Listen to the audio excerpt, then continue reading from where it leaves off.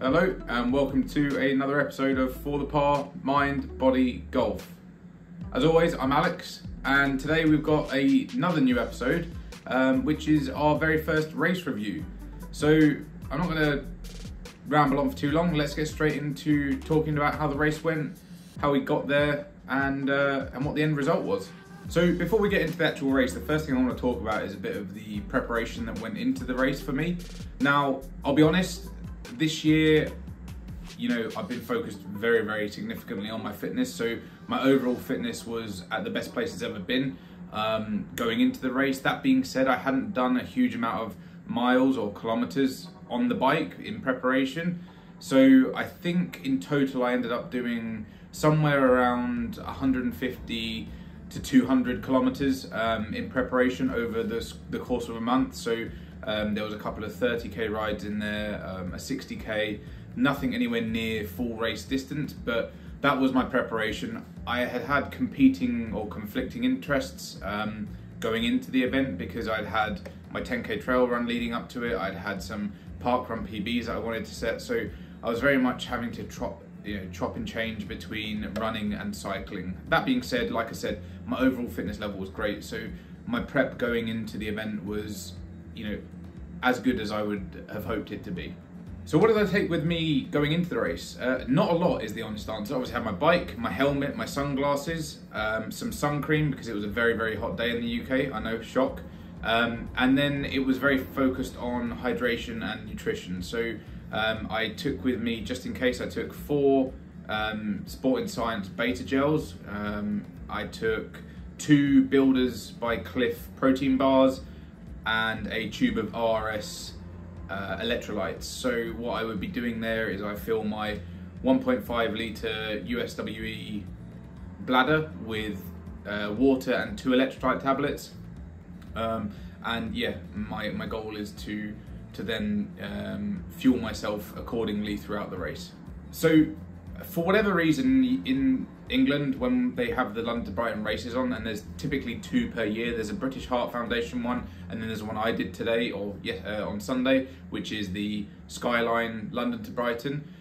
They do not allow the tubes to support it from an infrastructure point of view, so you're not allowed to take your bike on the tube. I guess it kind of makes sense when you're talking about 5,000 people all coming into central London with their bikes, but it does make it an absolute pain to get to the event. So that being said, I was very kindly invited over to a friend's house in Leytonstone to stay the night, and I stayed at his, woke up at about 4:30 in the morning to then get myself up ready to head to the event. So prior to doing the 56-mile cycle, I had to do a 12.5-mile cycle to get from Leytonstone to Clapham Common, where the start of the race began. So I got to Clapham Common at about 10 to 6 in the morning, feeling fairly fresh. That 12-mile ride was actually really lovely, going through the centre of London. It was still dark, but it was a really lovely cool temperature, so it was a nice warm-up, I guess, for the legs prior to the start of the race. Waited around, saw the 6 AM group go off, and then waited for my start time, which was a 6:30 start. It was very, very busy. So I think in each of the groups there was probably somewhere between 200 and 400 people for a total over the day of 5,000 riders. So it was a very, very busy event. And then according to my Strava, at 6:54 we got underway. So I was supposed to be a 6:30 start, and as I say, it was very busy. So you went off not in quite single file, but I think it was 5 or 3 people at a time. So trying to get that many people through it, one by one, is a bit of a time strain at the start. Part of the reason for that is during the Skyline London to Brighton, traffic for the London portion doesn't get stopped. In the British Heart Foundation one, I do believe that a lot of the cycle routes are car free. That was not the case on this route, which posed its own challenge, to be fair. But a fun one nonetheless. So yeah, 6:54 went off, started really, really well.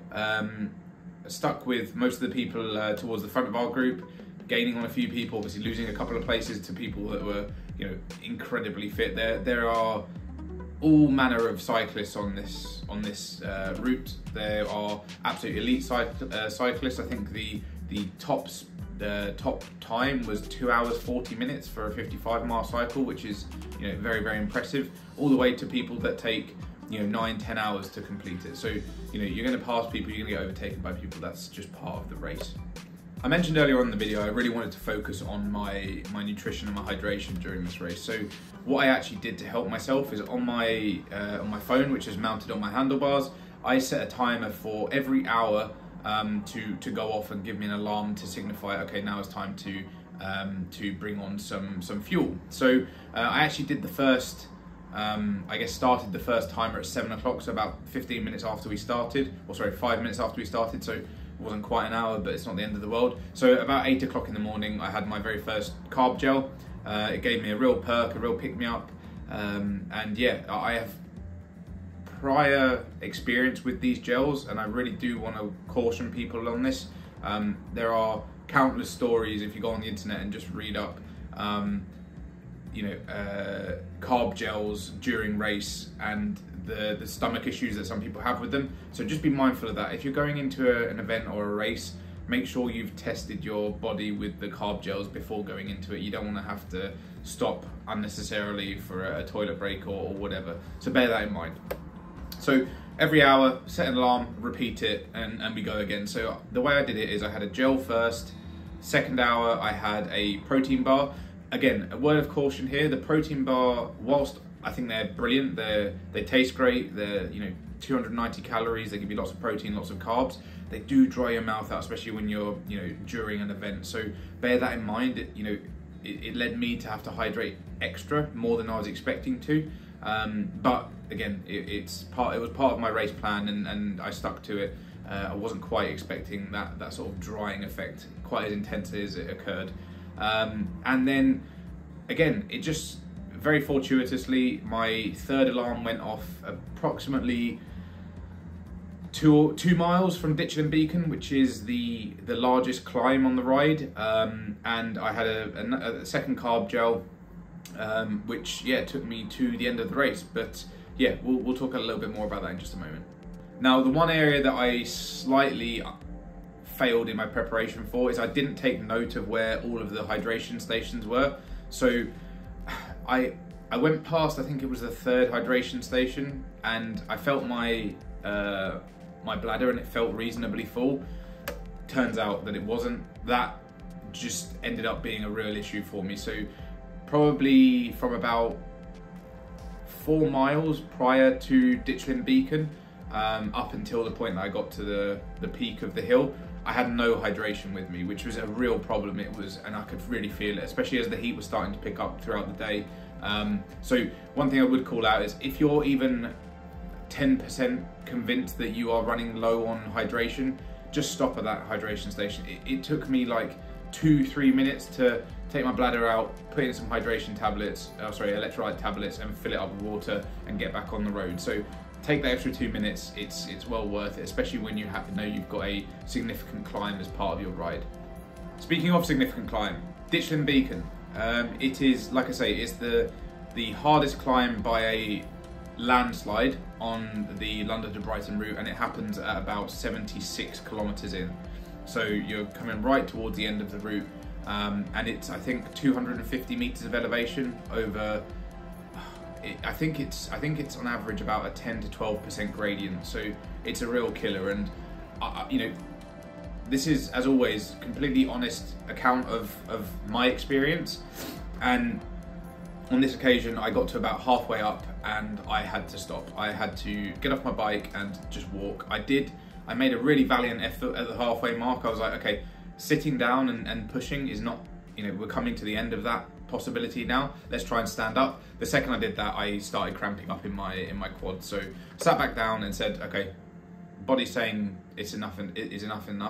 So pulled over, stayed on the left hand side, and I walked the other half. Now, I was a little bit disappointed because one of my goals for this year's ride was to complete Ditchling Beacon riding, but it just didn't happen. Now, I'm not going to get too upset about this. I absolutely smashed all other goals that I had for this event, and to have still achieved a 23.5 km/h pace with probably 20 minutes of walking up that hill, I'm thrilled. So yeah, Ditchlin has beaten me once again, so that is 2-0 to Ditchlin Beacon on the 2 times I've done London to Brighton. But next year when I do this event again, I'm gonna again have that goal in mind to really kick that hill's butt. And then came the end of the race. Again, in Brighton, the traffic was somewhat controlled, but there was cars everywhere, so it was quite chaotic as we came into Brighton town.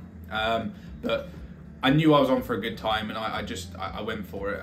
You know, obviously within the safety restrictions of traffic and whatnot. But as you can see with the little clip at the end, I really was trying to push over the finish line to get the best time I possibly could. And yeah, I was absolutely thrilled. So I think my finishing time in the end was 3 hours, 47 minutes and 51 seconds. I had tremendous cramp when I got off my bike, trying to stand up and have my legs straight. So I knelt down and just gave them a bit of a moment to rest. But no, I was absolutely thrilled with my performance this year in the London to Brighton. And I think, as you can see on the screen now, I was 336th fastest out of 5,000 riders. So I am, yeah, like I've said many times on this video, I'm beyond thrilled with my performance this year. It's a real testament to how my fitness has grown over the last 9 months, and just gets me excited for what's to come in the next, you know, next 9 months, next 18 months, next 36 months, whatever it happens to be. But yeah, let's see what next year's London to Brighton brings for the par and myself. If you've got this far in the video, thank you so much. I know if you are one of the people that regularly gets to the end of the videos, you've heard this all before, so I do apologise. If you're new here, it would mean the world to me if you would hit that subscribe button. It's not just for me.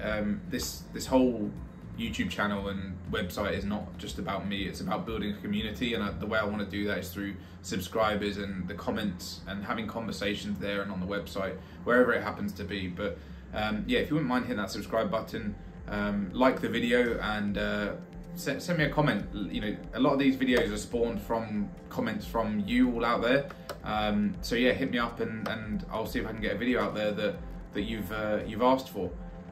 Anyway, I've been Alex. This has been For the Par Mind Body Golf, and I'll see you in the next video.